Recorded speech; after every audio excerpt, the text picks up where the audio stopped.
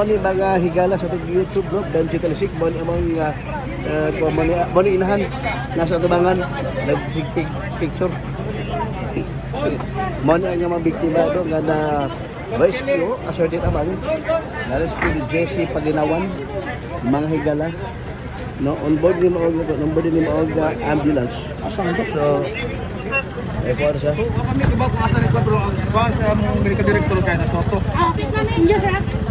So, balik. Atras ang view.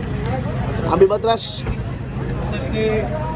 Di pala dugay na rescue kadi mao nga bataton nga abang nga nangay pagkitabang dito sa may sapa no sa may Barangay Calarosan nga mao ni gipagaygon og retrieve kani rescue operation sa mga personnel sa Bureau of Protection, mga fire volunteer o man ang mga personnel no sa kaya ni ang mga quick response team o City Disaster National Management Office o karon kita lagi down ang ganyan maong batanon yan yung nanguha gini ka base kayo na mga igala.